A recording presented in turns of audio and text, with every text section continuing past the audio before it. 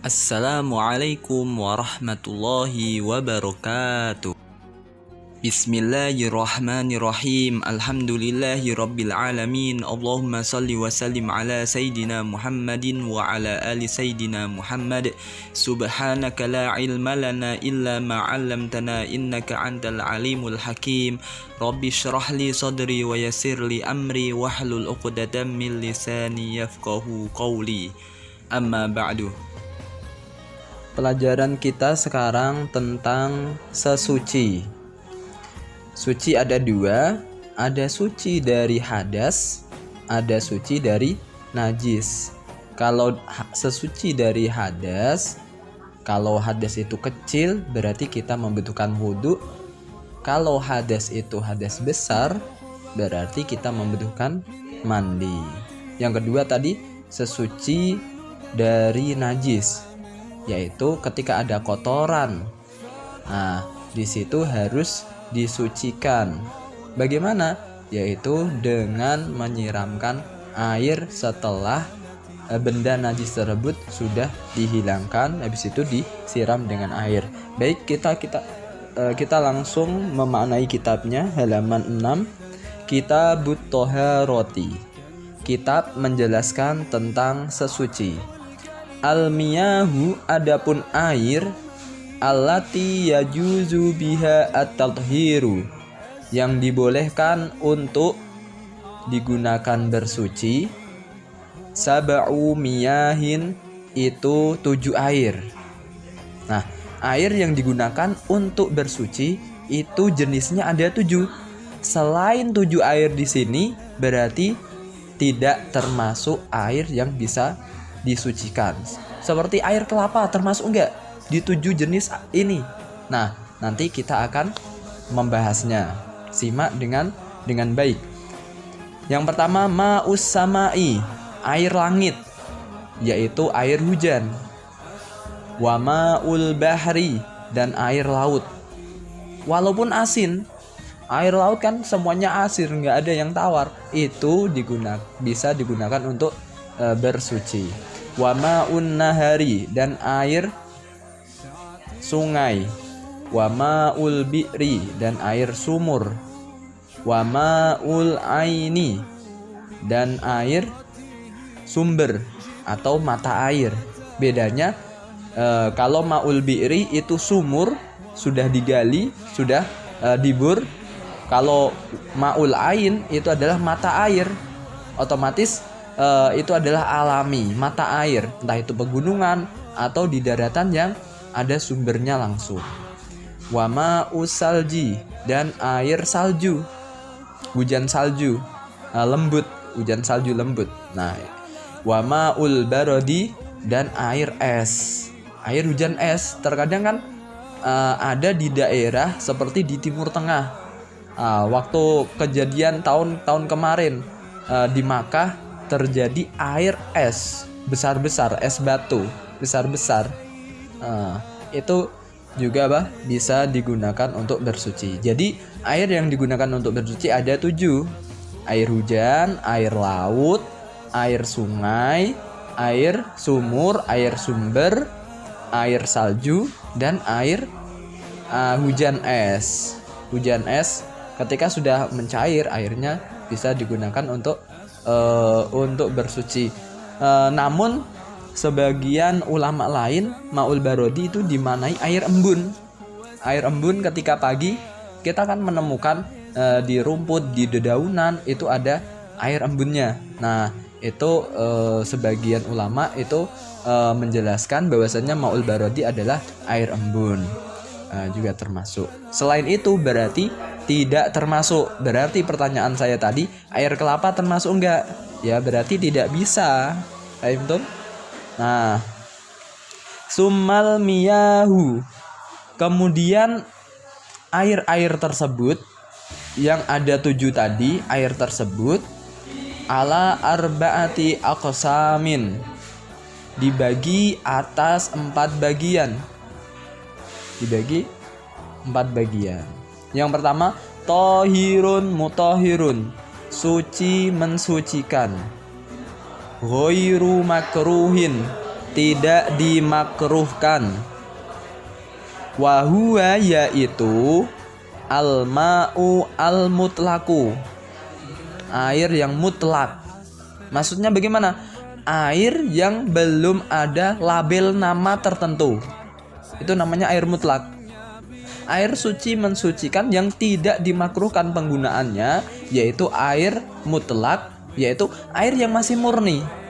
Air laut masih air laut murni, air sungai masih air sungai murni, air mineral kalau bahasa kita masih mineral. Kalau sudah diberi nama tertentu, dikarenakan ada perubahan seperti air teh. Kemudian seperti air susu, air kopi. Nah, ketika ada perubahan nama yang dikarenakan perubahan air tadi, itu berarti tidak menjadi air mutlak. Yang kedua, watohirun mutohirun, air suci mensucikan. Makruhun, yang dimakruhkan apa? Dimakruhkan untuk menggunakannya, memakai airnya tadi.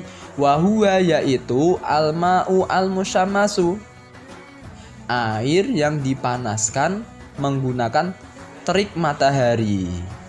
Nah, yang nomor 2 ini suci mensucikan namun dimakruhkan. Artinya dimakruhkan itu apa? Artinya dimakruhkan di sini tidak diperbolehkan, yaitu dibenci. Tidak layak. Maksudnya apa? Tidak sampai haram, namun hal tersebut dijauhi oleh syariah. Kalau dibagi gimana? Ya nggak masalah, tapi hukumnya makruh, yaitu air yang dipanaskan dengan terik matahari. Ketika air tersebut di dalam bejana yang memakai wadah besi.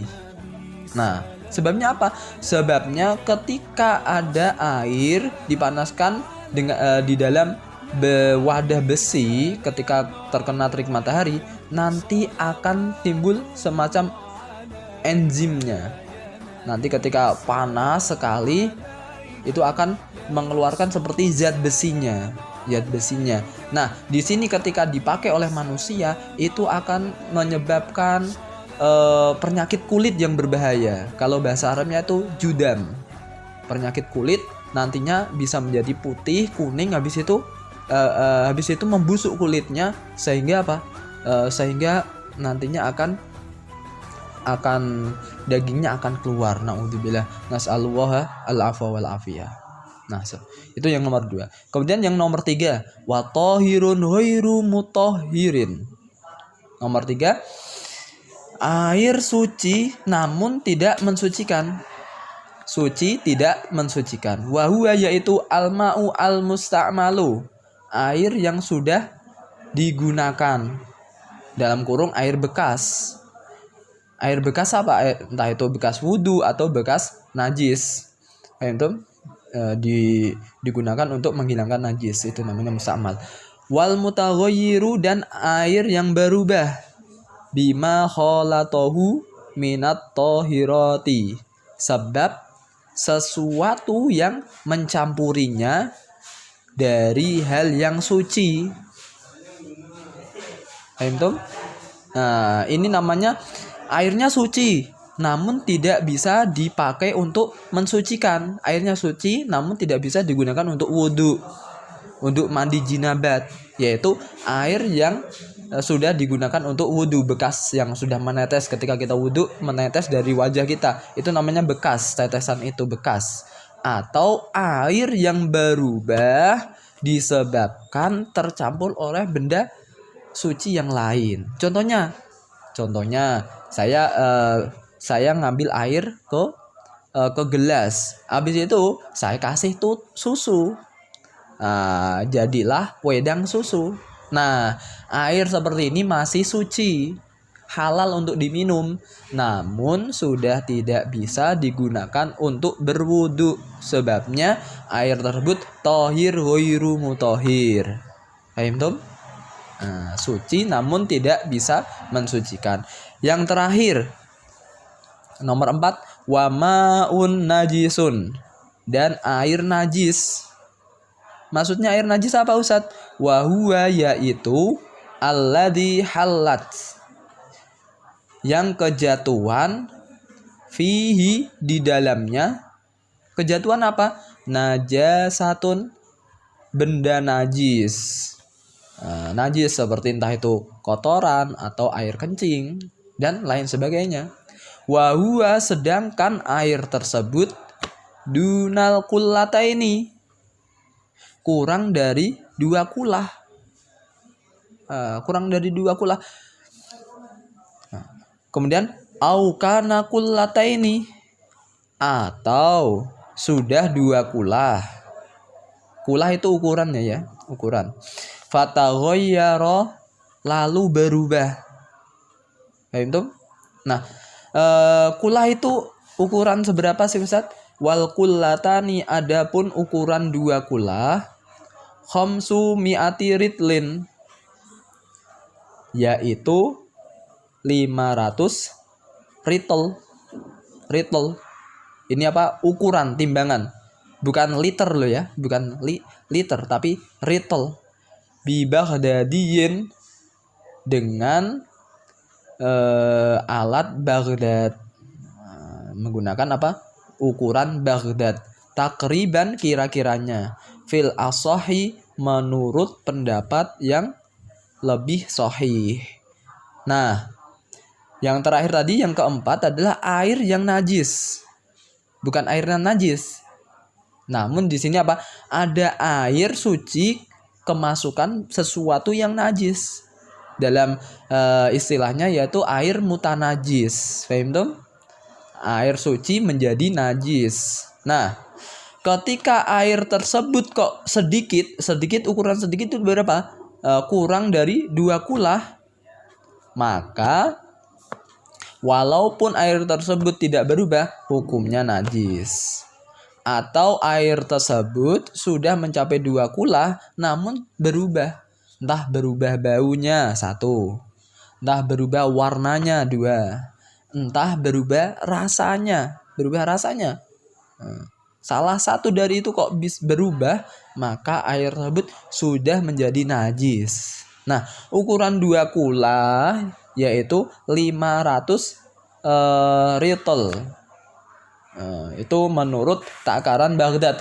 Kalau semisal di kita, kalau kolamnya itu persegi, itu kurang lebihnya 58 atau 60 cm persegi. Nah, kalian bisa ukur 60 kalau kita globalkan 60 cm persegi. Nah, itu berapa liter? Nah, itu berarti sudah dianggap air yang banyak. Ketika air itu banyak, maka kejatuhan najis ketika tidak berubah, maka tidak dihukumi najis, masih tetap suci. Bisa dihukumi najis ketika air tersebut sudah berubah seperti itu. Nah, itu adalah salah satu perangkat untuk bersuci. Nah, selain air yang sudah dijelaskan di atas tadi, bersuci juga bisa menggunakan selain air, yaitu bisa menggunakan debu atau menggunakan sesuatu yang lain. Nah, di sini kita akan membahas ketika seseorang memiliki kulit bangkai kan hukumnya najis. Dalam syariat bisa kulit tersebut disucikan menggunakan apa? Apakah menggunakan air? Tidak. Namun menggunakan sesuatu yang lain. Nah, ini kita akan bahas. Faslun ay hada fasal. Adapun ini ada fasal. Wajuludul maitati, adapun kulit bangkai, tadhuru, bisa menjadi suci, bidibari, dengan disama, illa jildal kalbi, kecuali kulit anjing, wal khinziri dan kulit babi, wa ma tawallada minhuma dan anak turun dari keduanya, anak turun dari anjing dan babi, au min ahadihima atau dari salah satu keduanya, di cloning. Semisal ada anjing kawin sama kambing, otomatis ini ya termasuk hukumnya najis. Atau babi kawin sama kuda semisal, otomatis anaknya ini menjadi dihukumi najis juga. Wa admul maitati, adapun tulang bangkai, wa sya'ruha dan kulit.